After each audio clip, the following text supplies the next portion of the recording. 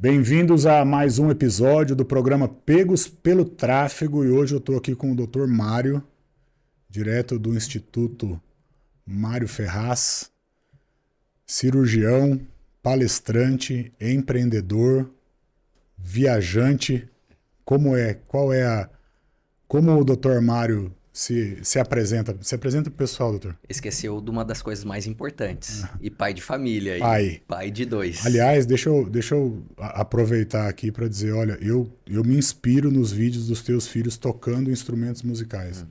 E esses dias eu conversei com a minha esposa e falei, eu não sei onde é, não sei como é, eu sei que eu quero minha filha tocando piano. Dá seus pulos. Legal.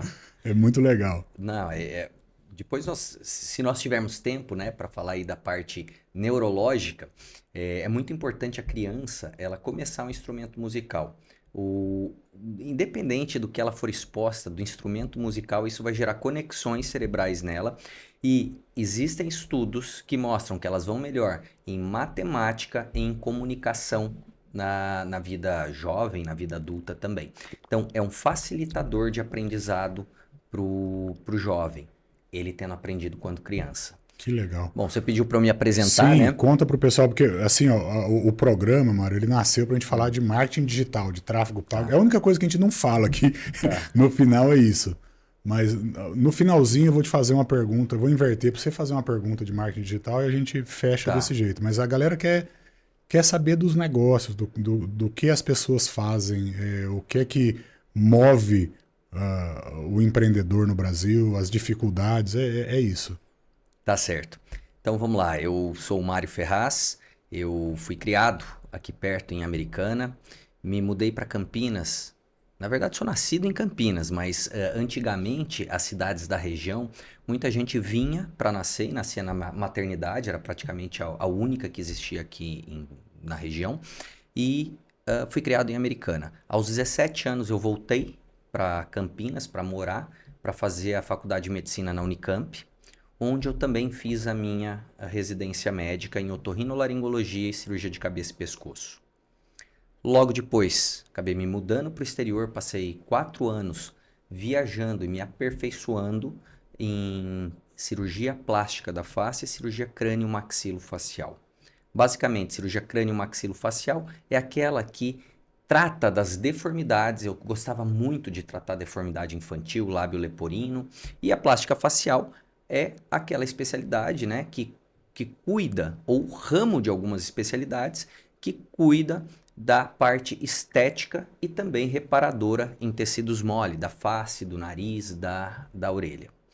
Passei esses 4 anos, voltei para Campinas para criar um serviço de cirurgia plástica facial dentro do departamento de otorrinolaringologia, cabeça e pescoço da Unicamp. Então, eu criei esse departamento que está lá até hoje, né? Lá eu instituí o primeiro fellowship em cirurgia plástica e reconstrutora da face.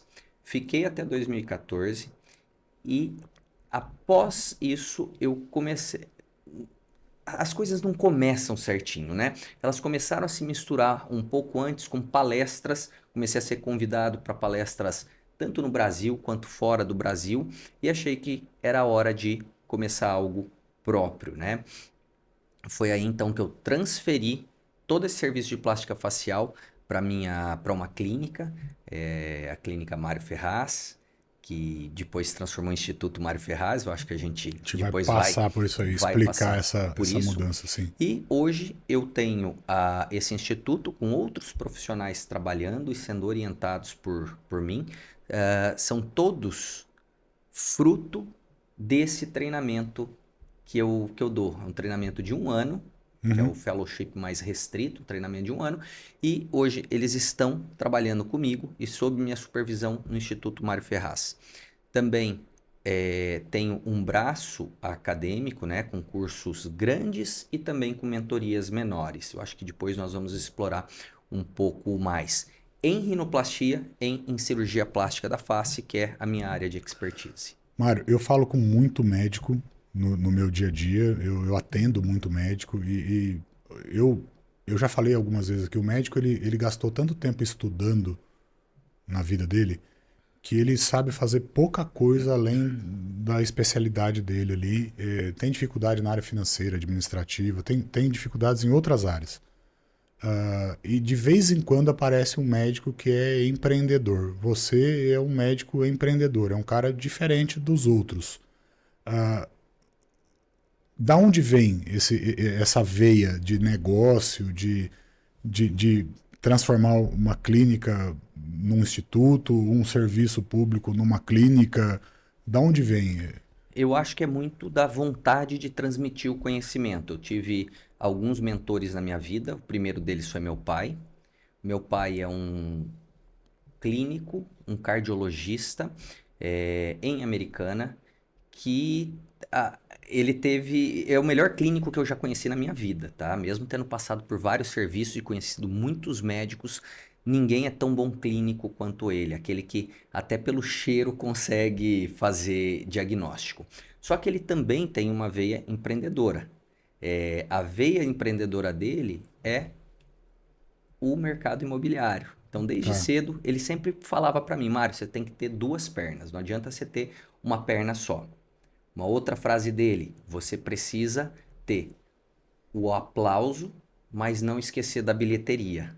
Porque sem a bilheteria você não consegue divulgar a tua arte, divulgar o teu trabalho, né? Então, acho que ele foi a base disso. E uma outra pessoa muito importante para mim foi o meu mentor, o Dr. Wilson Davis, de uma cidade no interior do Rio Grande do Sul, que ele conseguiu uma abrangência mundial. E a vontade dele de ensinar e de trazer as pessoas para mostrar o caminho, tá? Assim, expandiu-se pro mundo inteiro. Então, muita gente dos quatro cantos do mundo já foram para Lajeado, que é uma cidade pequena no interior do Rio Grande do Sul, aprender a parte técnica, mas principalmente aquilo que não era técnico. Aquela vontade de ensinar e de aglomerar multidões e passar o conhecimento, inspirar. Eu acho que essas foram as duas marcas da minha vida. Essa veia do ensino, ela te traz para um ambiente acadêmico que nem sempre é um ambiente de negócio. Sim. Né? Você teve dentro da Unicamp, que é um ambiente de desenvolvimento de técnica. Eu tive a oportunidade de estar lá com você.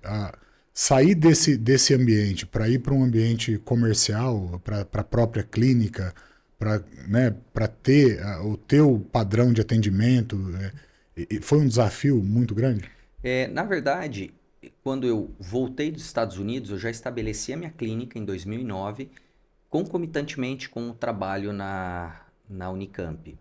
E sim, são dois mundos completamente diferentes, públicos completamente diferentes e o mais importante de tudo, tá? Porque o mundo ele é movido à expectativa. O que deixa você feliz ou triste, o que faz você gastar ou não gastar, é a expectativa que você tem em um tratamento, em um produto, em um profissional. Isso independente se ele for estético ou se ele for de saúde. Por exemplo, uma doença crônica, como diabetes ou até o câncer, né? Então, existe essa diferença de expectativas entre esses dois públicos. Eu não tive tanta dificuldade, porque o primeiro consultório foi junto com meu pai. Tá. Então, eu sempre o observei e ia também dando uns passos e sendo orientado por ele. Por isso que eu falo para todo mundo, nós vamos chegar nesse ponto, nós precisamos ter mentores, independente da sua idade, independente do grau de conhecimento que você tem. Por quê? Porque são pessoas que compraram a sua causa, né? E elas querem te guiar. E elas querem te guiar da melhor forma possível, com uma visão fora da sua. E já passaram pela estrada, sabe onde está o buraco, né? Já passaram pela estrada, já apanharam. E mais importante, isso também é uma outra fala do meu pai, né? Mais importante do que aprender com os próprios erros, ou é mais inteligente aquele que aprende com os erros dos outros do que com os próprios erros. Sim. Quem aprende com os próprios erros é uma pessoa inteligente. Quem aprende com o erro dos outros é mais inteligente ainda. Mário, a clínica própria, essa veia do ensino, porque isso entrou lá na Unicamp, vamos dizer assim. Você veio do processo de mentoria e tal, mas ali você dava aulas. O fellow é o cara que te acompanha o tempo todo e é o teu assistente direto. É um discípulo, um Exato. mentorado ali e tal. Ah, como é isso em larga escala? Como é receber 100, 50, 20 auditórios para 1.000 pessoas, para ir expor em outra língua? Qual que é o desafio, a emoção? Eu vi vídeos teus com auditórios lotados, em inglês, em espanhol. Como que é isso aí? Essa é uma outra questão bem interessante. Nós começamos falando de filhos. Línguas, independente da inteligência artificial hoje, mas o desenvolvimento de línguas é muito importante. E isso foi sempre incentivado na minha família. Eu acho que foi um diferencial para mim. Outro diferencial foi, logo jovem, meu pai já pegou e falou: você tem que fazer curso de oratória. Puxa, você com 13 anos, né? Envergonhado de A tudo, voz tendo que mudando. fazer, né? A voz mudando. E isso também foi uma outra exposição cedo na vida que me ajudou. Então, tudo, ô Gil, é uma construção. As coisas não acontecem de uma hora para outra. Quando você vê uma pessoa que apareceu e fala: ah, esse é novo. Ele não é novo. Ele teve uma uma construção lá atrás. Agora, você vai me perguntar: poxa, Mário, mas é fácil falar, dar uma palestra? Eu já fiz a abertura do Congresso Americano de Cirurgia Plástica da Face. Não, a gente se treme inteiro, tá? Até hoje, dá sim um frio na barriga, só que hoje você está mais tranquilo. Muitas vezes eu vou para uma palestra sem ter estudado demais aquela palestra. Por quê? Porque é toda uma questão Do dia a dia já. do dia a dia, do desenvolvimento, e óbvio que aquilo que a gente faz no dia a dia é mais fácil da gente Quando você palestrar. vai a uma palestra, você é convidado porque desenvolveu uma técnica, assinou um protocolo, um jeito de atender. Qual que é o gerador do convite? Depende da finalidade do congresso, né? Do congresso, do curso, da mentoria. Em alguns eu vou por uma técnica que eu publiquei junto com o meu mentor, Dr. Wilson Davis, que é a cirurgia de preservação do dorso nasal, chamado de SPAR, Septo Pyramidal Adjustment and Repositioning, que eu aprendi lá em 2005, publicamos em 2013, evoluímos a técnica e hoje a gente teve um boom de cirurgia preservadora lá pelo ano de 2018, mas que a gente já fazia desde 2005. Então isso me deu isso me resultou em vários convites para apresentar essa técnica. Só que uma técnica, ela não é nada sem resultado. E aí eu também fui convidado por vários organizadores de congresso para apresentar os meus resultados, que eles viram nas redes sociais. Então, em Legal. muitos congressos, assim, Mário, ninguém consegue uma ponta igual você. Vem aqui contar o segredo pra gente, né? Eu tive a oportunidade de acompanhar um caso recente teu de uma personalidade, de uma influenciadora Sim, no digital e tal. Para quem olha de fora, é outra pessoa. Você tinha uma pessoa antes, você tem outra pessoa depois. Não pela aparência apenas, mas pela forma da pessoa se colocar diante de uma câmera e alguém que vive da imagem, sim, de não fazer mais assim com a mão, de não ficar mais com o celular na frente do rosto, porque o tempo todo, quem olha antes, pensando nisso, vê que ela está desviando o foco do nariz dela. E aí, depois disso, depoimento, ela falando que mudou a vida, salvou. Como que é o desafio? Porque ah, o resultado bom traz responsabilidade e expectativa maior ainda. exato. Como que fica? Bom, no caso dessa pessoa, ela já havia sido submetida a 4 procedimentos anteriores. Nossa, Ou seja, isso te traz mais responsabilidade ainda. Daí você olha, a pessoa tem mais de 1 milhão de seguidor, né? Daí você fala: puxa vida, será se que eu der certo, é 1 milhão. devo encarar? Mas assim, um dos meus grandes focos são as cirurgias revisionais. Pessoas que já passaram por processos que infelizmente não deram tão certo, né? Então a gente é chamado em muitos desses casos para fazer essa correção. E realmente isso é um transformador de vida. A gente vê, né, nos vídeos dela, sempre tentando evitar antes, e ela me falou, Mário, eu não gosto dessa posição. Cara, eu passei a cirurgia inteira falando, eu quero terminar essa cirurgia e ver ela nessa posição. Eu quero entregar a possibilidade dela não se preocupar mais Com uma posição que com ela a vai imagem. gravar. Isso acontece na vida de todo mundo, de uma estudante, de uma dona de casa, de um empresário, né? Mas ela fica mais marcada nessas pessoas que dependem da imagem, obviamente, né? Mas como hoje todo mundo também depende da imagem, né, Gil? Sim, Então, cada pessoa ela tem essa peculiaridade. A gente hoje, o que é muito ruim pra gente, porque lembra da expectativa? Joga uma sim. expectativa muito grande. A pessoa ela não quer parecer bem só pessoalmente. Ela quer aparecer bem também nas Na câmeras, na lente. frente Das dos lentes, vídeos, né? das lentes, exatamente. Mário, qual que é a cirurgia do momento? Porque você disse que teve uma técnica que vocês já usavam, a galera fez um boom em 18. O que é o boom da vez agora? O boom da vez hoje, ela está sendo criada, tá? Ela está sendo criada. Eu percebi, e isso é muito importante também quando a gente se fala aí de negócios, de do mundo empresarial, é você antecipar As ondas. algumas ondas, né? Então a gente teve uma onda muito forte da rinoplastia, né? Rinoplastia, para quem não sabe, é a cirurgia do nariz, né? De mudar a plástica do nariz, que tem fundo tanto funcional quanto fundo estético. Tá? Então a gente teve um boom muito grande. Foi onde eu percebi isso com uma certa antecedência e comecei a fazer os nossos cursos. Cheguei a organizar o primeiro curso fora de uma instituição de ensino com utilização de cadáver importado, que traz Uau. assim um treinamento muito melhor pro, Conta mais sobre pro isso. Como cirurgião, que é? tá? Vai ter um corpo, uma É, peça? vou voltar nisso daí porque eu quero falar da onda que Tá. você me perguntou, né? E o que a gente vê?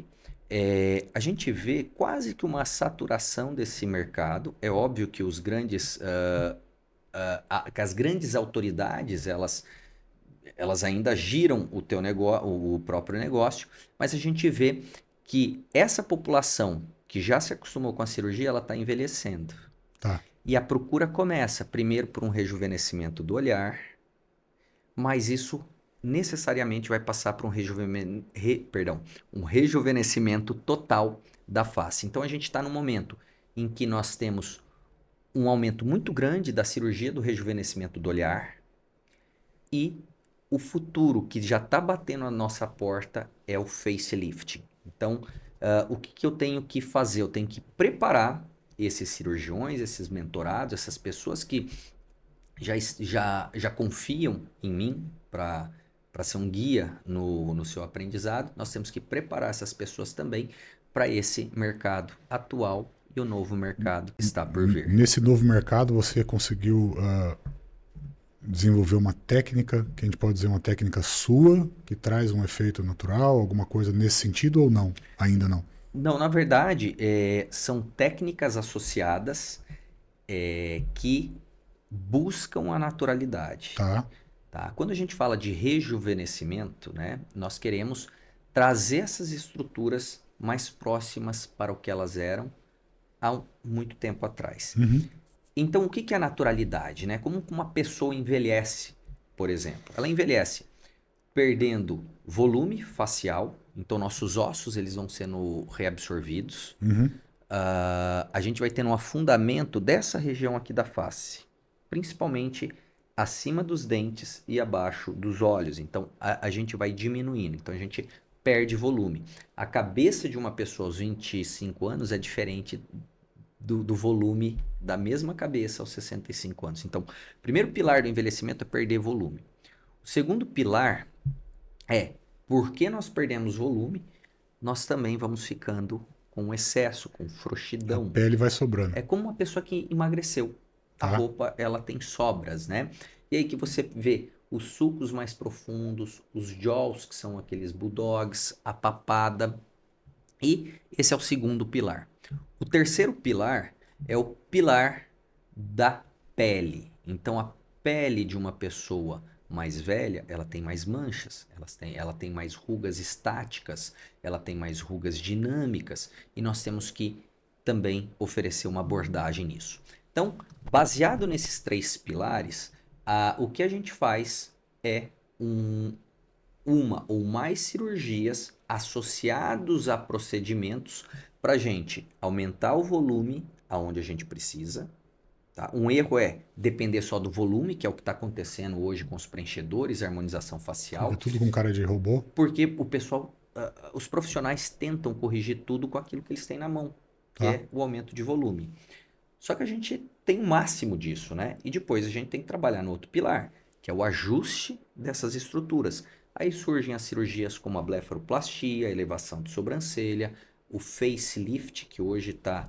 Ele evoluiu muito, hoje você não tem mais aquele aspecto de esticado que a gente tinha anteriormente, e os tratamentos na pele no mesmo tempo da cirurgia. Então, quando você tem essa visão, e essa que é a visão importante de se ter, muito mais nesse campo do que qual técnica usar, é usar técnicas de rejuvenescimento de pele, de restabelecimento do volume facial e também as técnicas da elevação e reposicionamento.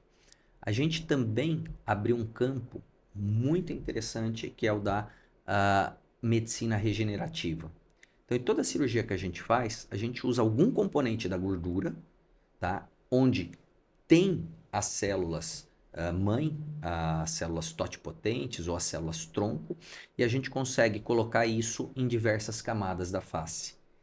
Então, a gente está usando uma técnica, uma tecnologia, né, que na verdade ela só na extração da gordura, na extração desses fatores de crescimento, aplicando na face para aumento de colágeno, uma melhora, o pessoal gosta de chamar do viço, né, da pele, e realmente isso tem Eu fiquei evoluído curioso com algumas muito. coisas agora. Você ensina isso? Eu ensino isso. Essa técnica nova, que é o queridinho, vamos dizer, é algo que você ensina. Você ensina completamente, todas as etapas.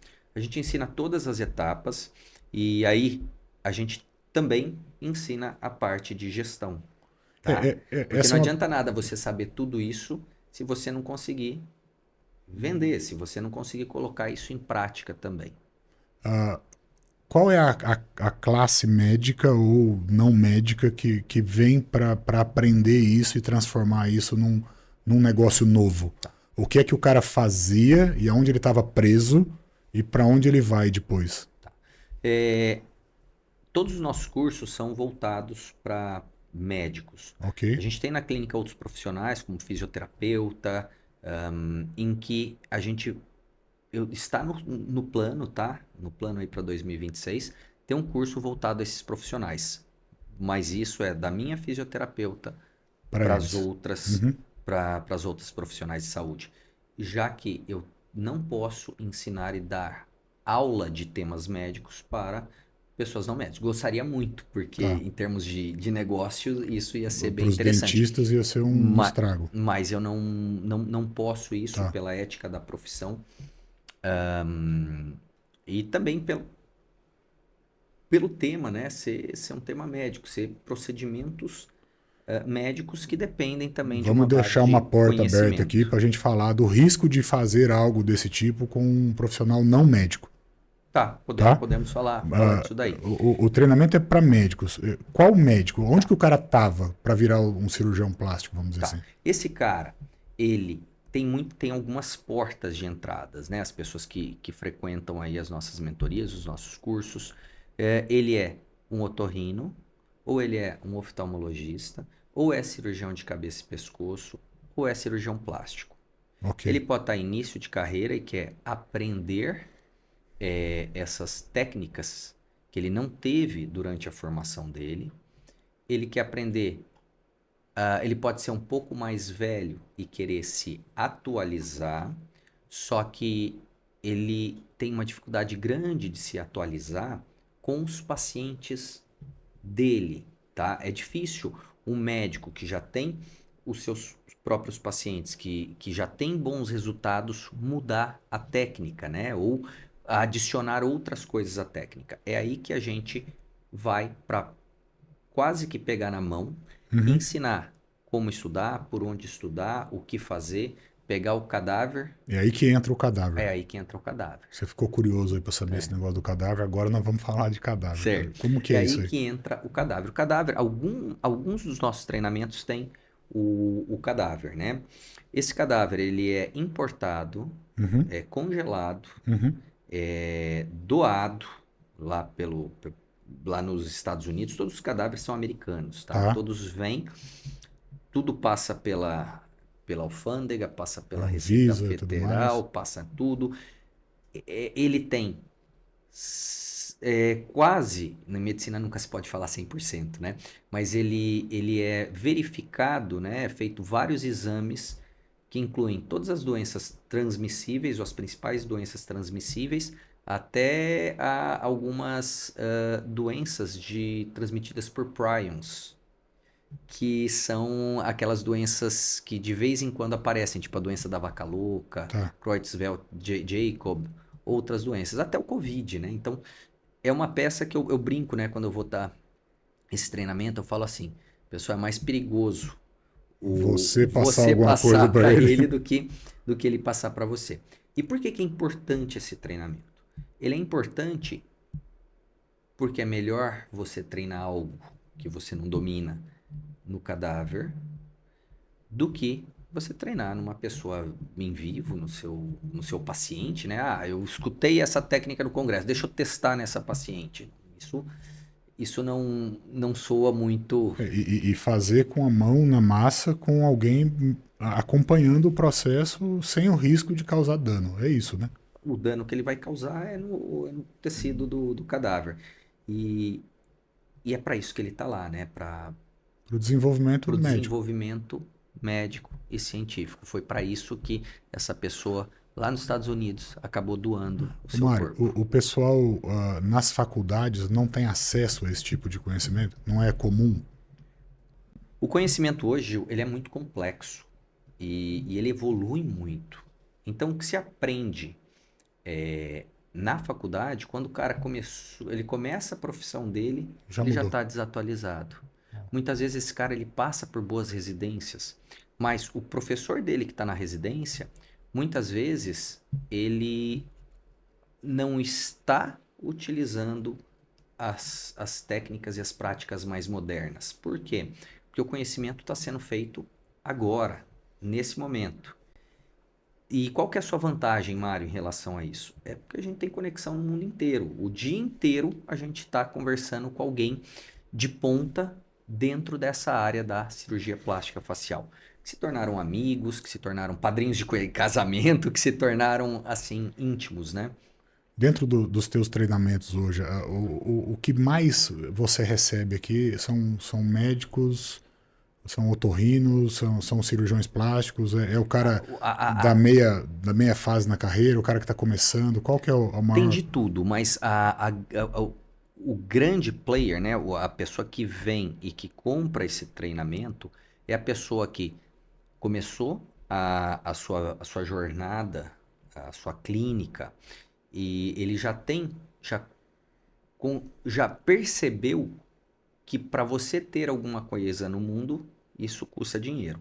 O jovem que saiu da residência, que saiu da faculdade, ele não tem essa percepção. Primeiro, ou o pai pagou a faculdade, ou ele fez uma faculdade pública, e em que a concepção do médico é receber todo o conhecimento, receber todo o treinamento Sem de pagar graça. nada para ninguém. Então, é muito difícil você ter um jovem, mesmo aqueles jovens que tenham condições de família, Tá.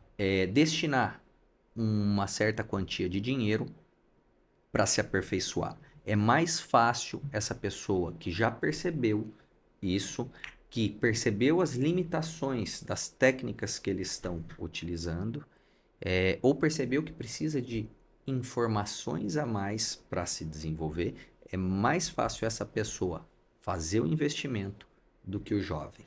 O que é uma pena, porque os jovens... Se ele sai do zero já com isso, fantástico. Ele voa, né? Você recebe gente do Brasil todo? Eu recebo gente do mundo inteiro, Uau. Tanto para visitas, tá? Tem muita gente que vem, Mário, quero passar um dia no seu centro cirúrgico, né? Eu aceito, desde que seja médico, desde que tenha diploma médico de qualquer lugar do mundo. Essa pessoa, invariavelmente, ela vai acabar se apaixonando pelo trabalho e entrando em algum programa de treinamento. Uhum. Quer seja ele treinamento em larga escala, como alguns cursos que a gente tem, o Rhino Anatomy, o Face Anatomy, que são praticamente congressos, em que eu chamo convidados internacionais para a gente, em 2 dias, discutir o que se tem de mais moderno em uma determinada área e no terceiro dia a gente ir para o laboratório aplicar isso em cadáver. Até cursos mais restritos, né, que são puras mentorias, em que essas pessoas elas passam uma semana comigo. Inclusive, você já teve a oportunidade de estar num churrasco, deles, né? A parte boa, acho que é o jantar, a comida na casa do Mário é boa. Exato.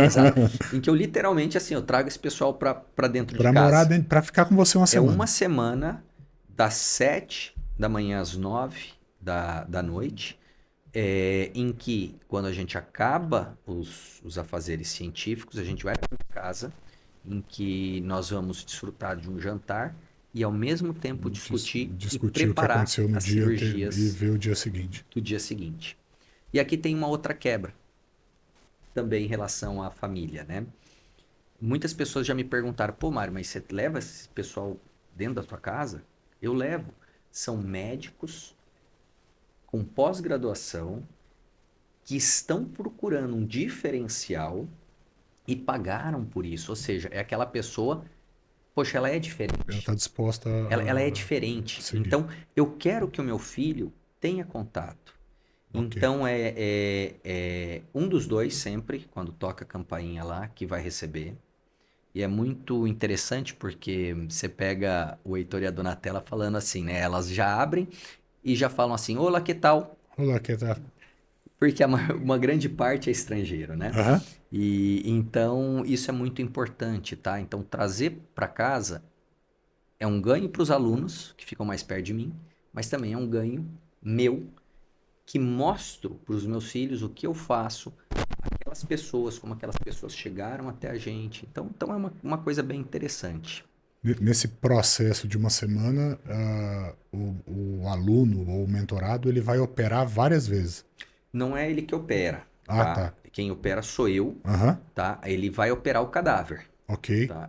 Só que ele vai assistir. A gente monta o centro cirúrgico como se fosse um estúdio. Então, com várias câmeras, várias TVs de 55 polegadas, uma câmera na minha cabeça, uma câmera no teto e uma outra câmera na lateral, em que a gente transmite para esses televisores exatamente o que está sendo feito. Então, a pessoa está lá no centro cirúrgico, ela consegue esticar e olhar o que eu estou fazendo, mas a imagem é muito melhor aí pela câmera, então ela está lá do lado, ela olha na câmera, daí ela olha. E depois, no dia seguinte, ela vai ao cadáver e disseca, aplica a técnica, reproduz aquilo. Eu vou conduzindo e ela vai reproduzindo, tá? Que legal. A gente tem uma outra vertente, mas que daí está sendo estudada ainda para ser feita em São Paulo, junto com um colega, que é cirurgia em pacientes modelos, pacientes em vivo, tá? No treinamento. No treinamento, mas isso está sendo criado ainda. Essa é uma outra evolução do uma processo dúvida. Esses pacientes que você está operando ali durante a mentoria são meus pacientes. São seus pacientes normais. Normais. E alguns deles dizem, poxa, Mário, eu até prefiro, né? Porque eu falo assim, ó, vão ter alguns alunos, ninguém vai entrar, ninguém vai colocar a mão em você. Eu vou fazer, a única questão é que a sua imagem vai estar sendo compartilhada para esses médicos. Tudo bem? O paciente fala, não, eu até prefiro, porque você vai ter mais cuidado, né? Você não vai querer passar vergonha na frente de todo mundo, né? Eu falo, Então, esses pacientes, no momento atual, não são pacientes ditos modelos, né? Eles vão, eles pagam. Obviamente, a gente dá um certo desconto por conta disso, para utilizar a imagem, por estar um pouquinho mais exposto. mas são pacientes em que eu opero 100% da cirurgia. Legal. A ideia do instituto, ela nasce com os cursos nascem com o instituto, como que veio primeiro? O instituto, ele nasce da vontade de aglomerar tudo no mesmo espaço. Da vontade de eu ter um local para palestras, então tem um auditório no instituto. Vem também da vontade de oferecer algo a mais, ou oferecer um tratamento multidisciplinar, então tendo outras especialidades, deixando o meu serviço mais completo, tá? E trazer algumas pessoas que eu treinei para perto de mim. Então, essa foi a finalidade desse O instituto. paciente, quando chega no instituto hoje e opera, ele vai ter depois o pós-cirúrgico no instituto, fisioterapia no instituto, drenagem lá, tudo reposição de vitamina, parte de injetável, tudo lá dentro. Tudo lá dentro. E a cirurgia não é feita lá? Não. Eu tenho um local para pequenas cirurgias. Dentro do prédio? Dentro do instituto, dentro do prédio. Mas para pequenas cirurgias com anestesia local. Mas as cirurgias maiores, ou aquelas cirurgias combinadas, né, com várias cirurgias na face, eu não abro mão de fazer no hospital. É claro que uma blefaroplastia, uma correção de orelha de abano, pegar a gordura da barriga e colocar no rosto, isso a gente faz, né? Isso me permite ir para aquela questão do dentista fazendo o procedimento de face. E a briga que há. Porque o dentista fala que só ele estudou face como ninguém. Mas alguns procedimentos não dá para fazer na cadeira que um minuto antes estava arrancando uma cárie de alguém, dá? Dá. Tanto é que tá sendo feito, né? Mas daí a gente vai entrar no produto que a pessoa quer comprar. Porque cada pessoa, ela é responsável pelos seus atos também. Então, é difícil pegar, e eu nunca... e eu não falo mal do profissional. O profissional está tentando expandir. Tudo na vida, né? Não tem aquela frase no mundo empresarial que uma empresa ou expande ou morre, alguma coisa assim. Então, qualquer organismo também está tentando expandir. E as outras profissões, elas também estão tentando expandir. É óbvio que vai ter conflitos, é óbvio que vão ter perdas nesse processo de expansão. É difícil, mas não deveria ter perdas de vida, que pode acontecer, né?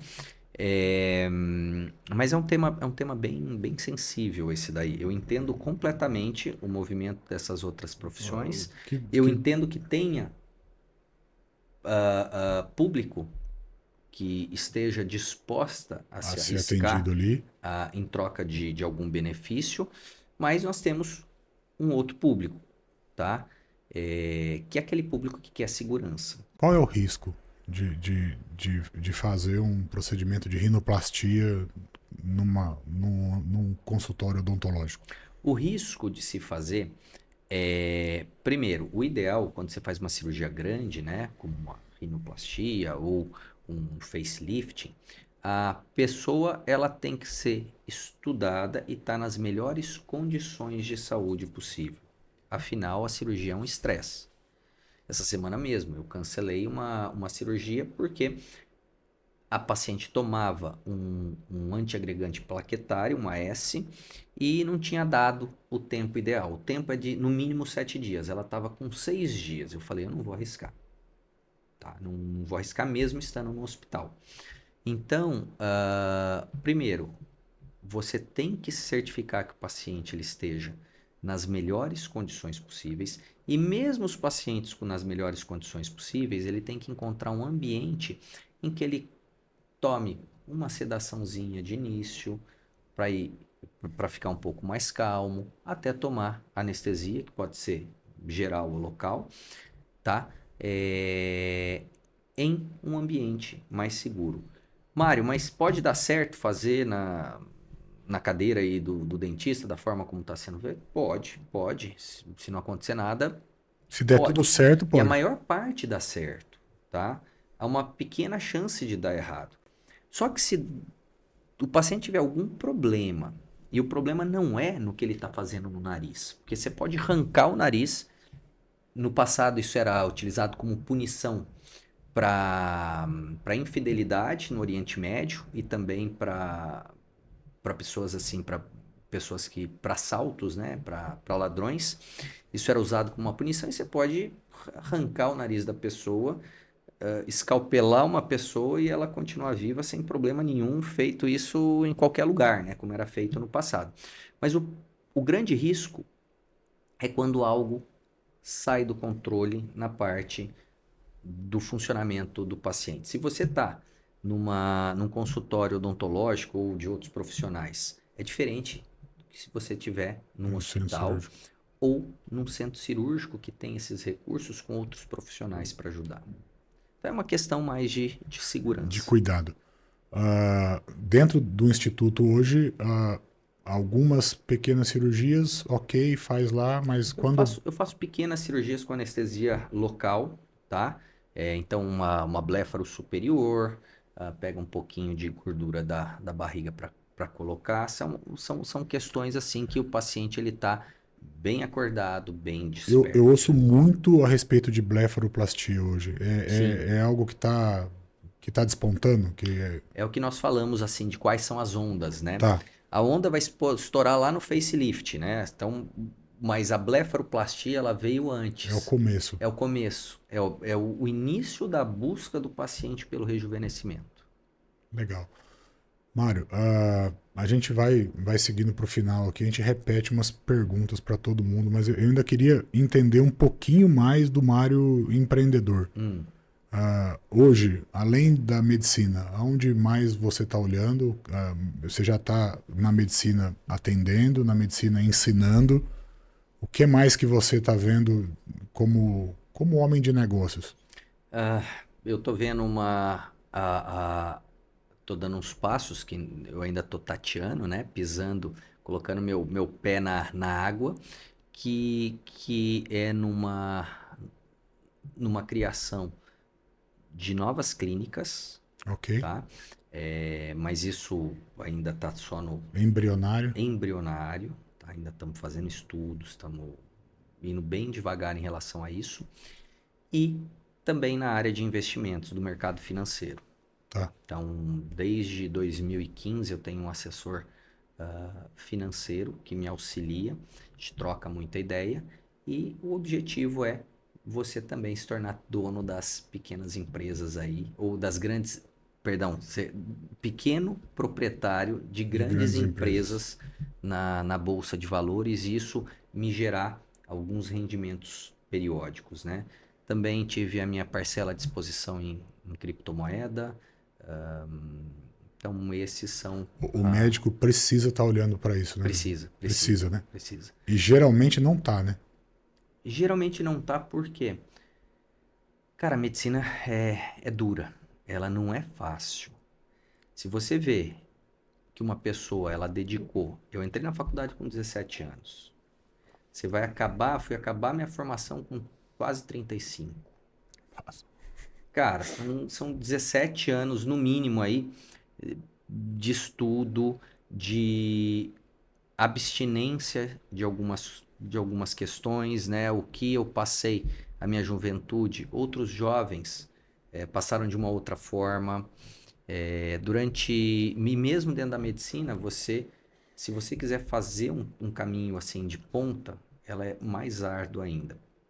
Esses dias eu estava conversando com meu pai, né? Ele falando, poxa, Mário, valeu a pena tudo, né? Eu tenho meu título válido nos Estados Unidos, em Portugal, e essa revalidação eu fiz durante a minha faculdade. Eu não almoçava, eu comia algo rápido e passava os meus intervalos na biblioteca, me preparando para as provas de equivalência americanas, né? Então, a vida do médico é muito dura e eu entendo essa dificuldade em olhar para as outras áreas. Só que o mundo não tá nem aí para você. O mundo não tá nem aí se você gastou teu almoço, se não gastou teu almoço. Ele só quer resultado e ele vai te cobrar também algumas outras coisas.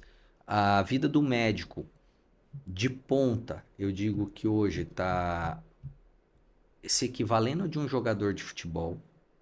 Tá? Por quê? Porque hoje todo mundo pega e quer outro, quer outro, quer outro. Todo mundo procura novidade também.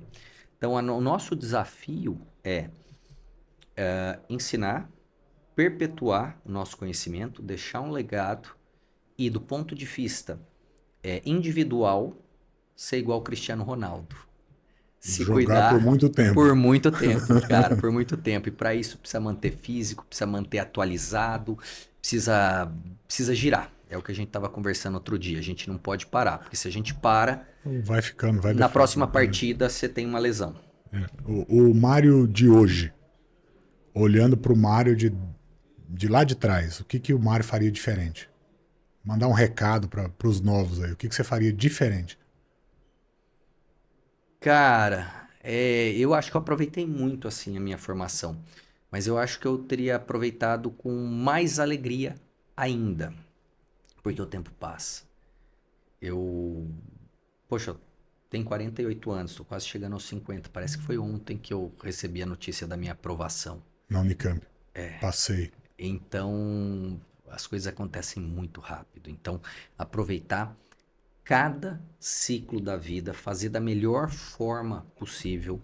Não é porque a faculdade não está te cobrando algo que você não deva fazer. E para essas pessoas mais novas, na verdade, no meu mundo lá atrás, eu fiz aquilo que tinha de mais moderno. Então, me preparei, aprendi outras línguas. Hoje, nós temos outras ferramentas que esse jovem precisa dominar, né? Então, vai conhecer sobre inteligência artificial, vai conhecer sobre finanças e vai conhecer um pouco sobre empreendedorismo. Então, hoje, para o jovem, o inglês, o espanhol, o italiano deles é a inteligência artificial, o mercado financeiro, e a parte de empreendedorismo. A pessoa tem que saber observar para ter insights durante a sua formação. Eu acho que essa seria aproveitar com alegria e ser fluente nessas É um línguas que eu mercado falei para você. extremamente concorrido, disputado. Toda hora novidade e tal. Você acredita que o profissional da área médica ele precisa desenvolver um protocolo de atendimento, algo que seja dele, que seja pessoal, que seja adaptado de uma técnica que ele foi a um curso, mas que ele tenha uma assinatura para não ficar no bolo, para se destacar? Eu acho que ele não precisa ter um produto de assinatura dele, né? Porque muitas vezes é melhor você usar um produto melhor, Tá. que já está aí no mercado, do que tentar criar. E muitas dessas criações, Gil, isso também é um alerta para quem não está vendo pelo lado empreendedor, está vendo pelo lado médico esse podcast. E não é porque você tem uma assinatura que aquilo é validado. Não é porque a pessoa falou assim, eu criei essa técnica, primeiro, que ele criou de verdade. Será que é dele mesmo? Porque eu costumo falar que você inventa novas técnicas lendo livros antigos. Então, muito do que se é feito hoje, que aparece nas revistas científicas como novidade, quando você olha livros antigos, já está lá. Tá. Então, assim, eu acho que a pessoa ela tem que interpretar as técnicas e tentar ver aquilo que funciona na mão dela, tentar adaptar com todo o suporte, com toda a orientação possível.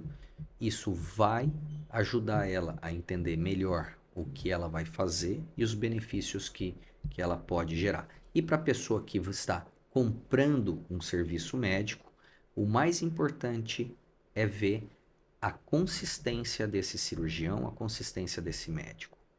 Porque hoje as redes sociais elas estão aí, todo mundo só tem resultado bonito. Todo mundo deu certo, né?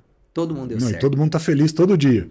Só tem foto dando bom dia, rindo e... Então você tem que ver se aqueles 50 pacientes com resultado fantástico que está na página daquele cara, eles são frutos de 1.000 que o cara operou, e esses são 50 Que deram certo.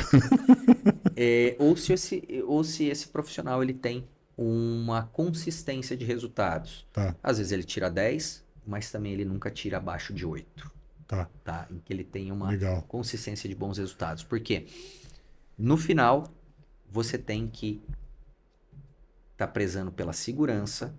E a primeira coisa que eu aprendi na faculdade, quando eu sentei lá, né, todo mundo reuniu, né, o professor escreveu primum non nocere, que é primeiro não causar danos. Então, esse é o primeiro A primeira aula no primeiro dia. exato que todo médico acaba tendo ou que deveria ter. Primum non nocere.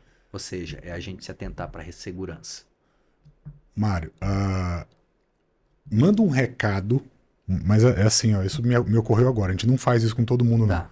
Manda um recado para aquele otorrino, colega de profissão, que está atendendo Unimed, convênio médico,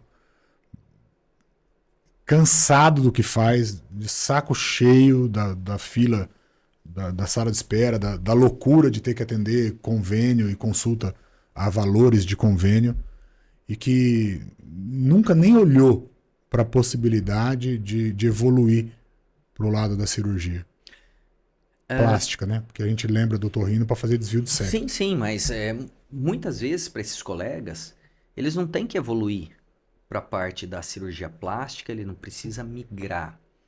É óbvio que isso a curto prazo, ele consegue um aumento do faturamento, tá?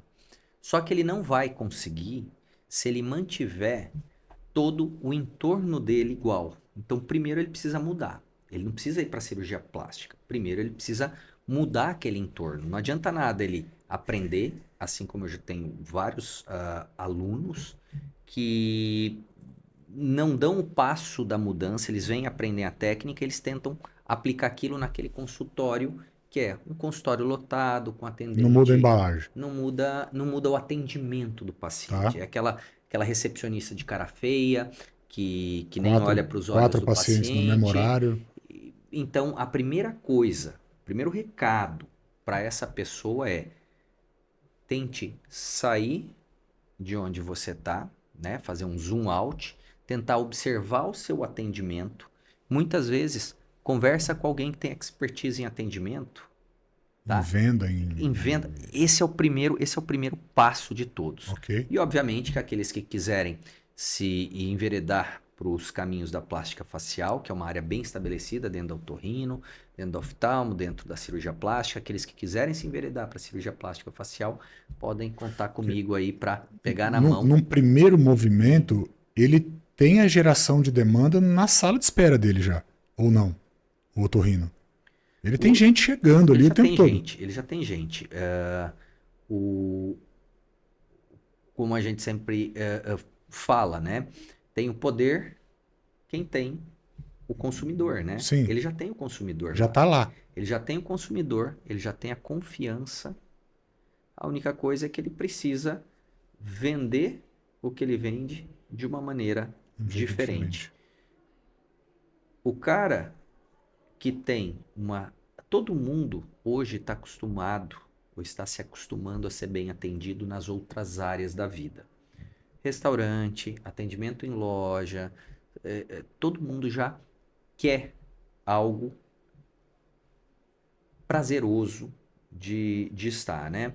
Quando você vai num consultório médico lotado, em que você é passado para trás, porque marcaram 4 pessoas no mesmo horário, em que a atendente não dá bom dia, em que você tem que arrumar vaga para estacionar o teu carro, em que a pessoa lá não te serve um café que seja, ou não te dá um bom dia, né?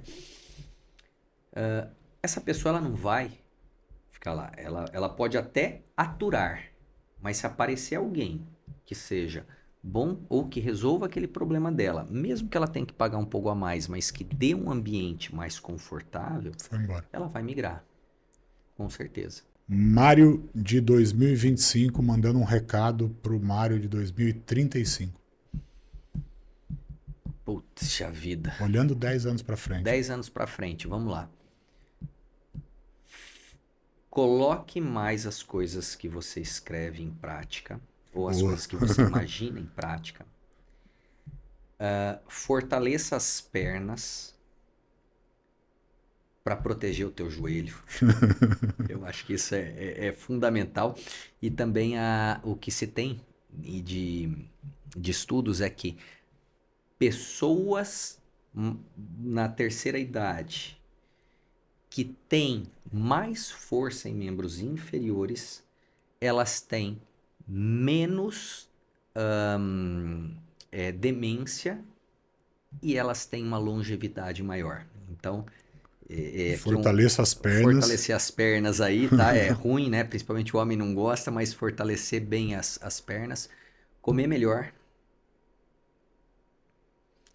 E passar mais tempo ainda com a família, porque esses bichinhos crescem muito rápido. Eu acho que é isso que eu daria o recado para daqui a 10 anos. Você viu que não foi muita coisa assim em termos de empreendedorismo, em termos de... Só a parte do coloque em prática o que você sonha. Mate os teus sonhos, né? Bota em prática, eles transformam eles em... Porque tudo a gente já faz, a gente já sonha, a gente já tem o projeto na cabeça, muitas vezes a gente procrastina, né? Então eu acho que se colocando esses projetos em prática já vai garantir o futuro. E conforme a gente vai envelhecendo, a gente percebe que nós temos que aproveitar cada vez melhor a nossa jornada. Cuidar do físico, que é a nossa espaçonave aí para chegar até o futuro, e cuidar daquelas pessoas que estão em torno da gente. Aproveitar o tempo, né? Não adianta nada a gente ser dono de empresa, ter sucesso, se a gente não tem esse jardim aí. Não curte, né? Não curte o crescimento, o dia a dia de casa. Também tem muito disso. A gente termina sempre o programa aqui invertendo a ordem. Vou até me preparar aqui para tomar a pancada. Abrindo a possibilidade de quem está desse lado aí fazer uma pergunta que seja de curiosidade ou de dúvida ou de problema na minha área de atuação, né, no marketing. Então, fique à vontade para construir a tua pergunta aí. Não, a minha pergunta é: qual o maior erro que você cometeu na tua carreira? O erro é muito forte, tá? Mas o conceito que você tinha na sua cabeça que mudou, ou que você ficou meio cego por um tempo e não conseguia ver nessa determinada época, e hoje, aonde você pode estar errando? Cara, meu maior erro no digital foi dizer que o Instagram não ia dar em nada. Esse se tivesse um vídeo, o corte disso explodia. Porque quando o Facebook era o rei, a maior página de vender cavalo do Brasil era minha. Eu vivia vendendo cavalo na internet. E havia um limite no Facebook que era de 5.000 pessoas numa página. Eu tinha fila de espera para entrar. Porque as ofertas dos cavalos eu colocava ali dentro e aí vendia, rapidinho. Nisso nasce o Instagram. Eu falei, isso aí não vai dar nada. E não abri conta no Instagram. Eu nem comecei o processo. E um menino que não tinha ninguém no Facebook foi pro Instagram, começou a entender o jogo lá e ficou muito grande lá. E eu perdi o reinado. Eu parei de vender cavalo, literalmente. O negócio do cavalo acabou porque ficou mais difícil na situação que eu estava por não ser referência nessa plataforma nova. Onde que eu tô errando hoje? Agora, ou onde você fica com a pulga atrás da orelha, porque se você soubesse onde você tá errando hoje, você já Não, eu acho que mudando, até tem uma coisa que a gente já mudou, inclusive. Há uns 2 anos atrás, eu fiz um movimento mais intenso de aparecer nas redes sociais. Eu não gosto de gravar, eu sou tímido, eu não gosto. Se eu estiver num ambiente cheio de gente, eu vou estar num canto com o celular na mão olhando para baixo. Eu tenho dificuldade de socializar. Mas em uma palestra para uma classe de médicos, falando sobre a importância de gravar conteúdo para rede social, um médico me questionou a respeito da minha presença digital. E aquilo me fez, cara, tem razão, mas eu tô falando que tem que fazer e eu mesmo não tô praticando o que eu tô falando que tem que fazer. Se isso dá certo, eu sabia que dava certo, porque eu aplicava aquilo para muita gente. Eu vou aplicar para mim, vai dar certo também. E eu comecei a fazer, com o meu time, com a minha equipe, dentro do meu método, produção de conteúdo todo dia e tal. E com 8 meses, eu briguei com todo mundo. Falei, vocês não sabem o que vocês estão fazendo, vocês são tudo incompetentes, para com essa porcaria, larga a mão disso aqui, não vou gravar mais nada, tô fora. E joguei a toalha e saí. Só que a gente grava muita coisa, tem muita coisa agendada para ir sendo postada e tal. E alguns dias depois foi pro ar um vídeo meu, de um corte de podcast, desse programa aqui, que vendeu R$1 milhão em serviço. Do nada, assim. Pum. Explodiu e era gente chamando o dia inteiro e venda. E esse movimento me fez vender mais os meus treinamentos online, me fez gravar mais, me fez animar, me fez dar um volume e aumentar o ticket, porque a percepção do mercado é outra, então você consegue cobrar melhor. É o cara que está lá no consultório lotado para o cara que muda e evolui, né? E num determinado momento dessa jornada, atraído pela oportunidade de fazer a mesma coisa para outras pessoas, de vender essa inteligência do explodir aqui, eu parei de fazer para mim e fui fazer para outros. E com o passar de um ano, aquilo que era muito fácil vender, porque tinha gente vindo pedir o tempo todo, começou a ficar difícil de vender. E eu olhei e falei, cara, o que está dando errado? O que mudou? É o governo? É o mercado? O que está acontecendo? E eu ouvi uma pessoa dizendo assim, cara, esse negócio de crise é psicológico, isso não existe. Se você sair na rua, não é cena do filme A Epidemia, tá tudo vazio, abandonado, os tigres do zoológico estão andando no meio do asfalto, nasceu árvore no meio da avenida. Não. As pessoas estão andando, vestindo, comendo, indo a restaurante, andando de carro, comprando casa, construindo. A vida continua. Você aceita a condição de crise, se coloca dentro de uma caverna ou você vai atrás de ajustar. E eu voltei a gravar, voltei a lançar produto meu, voltei a ir para a internet com força e 15 dias depois começou a dar resultado de novo. Então, a gente se coloca em condição de dificuldade, e se não tiver um método para achar o caminho para sair dela, fica lá por muito tempo. Por sorte, eu consigo perceber rápido o que está acontecendo. Mas eu levei um ano para sentir falta. Exato. Daquele embalo que tinha dado, levou um ano para faltar. E para estar o impulso de novo é difícil, né? Mais ou menos, porque você já sabia o caminho. Você já sabe o caminho hoje. Hoje, se o Mário... vamos dizer, passaram a borracha, pagaram o Brasil, levaram tudo embora, ficou você e sua família. E num país novo que tem gente com nariz, né? Você constrói aquele caminho muito rápido de novo, porque você já domina a técnica, você já sabe que botão apertar. Nós precisamos ter mentores, independente da sua idade, independente do grau de conhecimento que você tem. Por quê? Porque são pessoas que compraram a sua causa, né? E elas querem te guiar. E elas querem te guiar da melhor forma possível, com uma visão fora da sua. E já passaram pela estrada, sabe onde está o buraco, né? Já passaram pela estrada, já apanharam. E mais importante, isso também é uma outra fala do meu pai, né?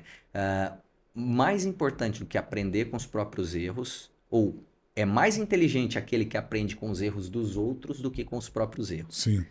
Quem aprende com os próprios erros é uma pessoa inteligente.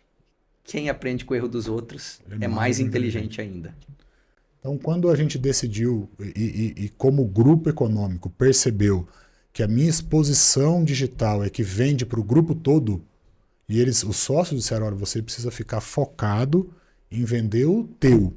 Esquece vender dos outros e vende o teu. Depois que o teu rampar, aí você vai no do outro. Aí quando isso virou, em bem pouco tempo, as coisas começaram a voltar de novo, a agenda está cheia, o faturamento voltou. Então, eu acho que o erro é achar que não está cometendo nenhum erro. Esse é um erro. É verdade. Mário, obrigado por ter saído lá da clínica e vindo até aqui. Obrigado você pelo convite, foi um prazer. Eu vou aproveitar para fazer um comercial da clínica. Eu nunca vi uma clínica médica com Starbucks dentro da clínica. Então, se você não tiver nada para fazer, nada, vai lá tomar um café que você já ganhou a ida, né? É um lugar lindo, o ambiente é agradável, as pessoas te tratam bem, é isso que você falou, é lugar para parar o carro, é café, é um atendimento gostoso, estar lá é gostoso. A gente chegou até a ter alguns problemas por conta disso. Eu já pensei, acho que eu vou trabalhar lá no Mário hoje, vou levar o computador, sair daqui e vou lá trabalhar lá. Esse é um dos problemas, a pessoa ela chega, primeiro, eu tô tendo alguns atrasos que eu não tinha antes, porque a pessoa ela chegou, ela quer tomar um café, só que ela não quer tomar um café igual tomava na outra clínica, né? Ela quer tomar, sentar lá na ela vai sentar, escutar o barulhinho de água, ver os peixes, né? Conversar com a copeira, do bolo do que tem, qual tipo de chá e fica. E depois que ela sai, muitas vezes o paciente fica. Ele vai ficando, ele monta o computadorzinho dele. Vou ficar aqui começa, um pouquinho. E vai trabalhando de lá, né? Exatamente igual no Starbucks mesmo. Poxa, tem Wi-Fi, tem café, é um ambiente acolhedor. Então, é uma brincadeira que isso vale seria o problema, né? Isso não é problema nenhum. Eu fiz esse instituto para justamente acontecer isso, né? E é um prazer sempre estar recebendo a todos. E ratifico aí o teu convite aí às pessoas. Quem quiser conhecer, liga, mesmo que não queira marcar uma consulta, né? Que vai lá, vai conhecer o ambiente e me dá o feedback, porque o feedback também é importante para mim. E o médico, o profissional da área médica que quiser passar um dia lá com você, a porta está sempre aberta. A porta está aberta tanto para visitas quanto para os cursos. Qualquer telefone aí você vai encontrar gente para te atender, pode me seguir nas redes sociais, mandar um direct pelo Instagram, eu redireciono vocês para passar, para a gente conversar, tomar um café, falar sobre gerenciamento, falar sobre projetos, sobre os cursos. Legal. Vai ser um prazer atender a todos. E você, paciente do Dr. Mário, que não o visita há muito tempo, vamos voltar. Vá lá tomar um café, porque tá valendo a pena. Mário, obrigado. Muito obrigado. Obrigado por ter vindo, pela visita, pela oportunidade de falar aí. Valeu. Pessoal, até o próximo.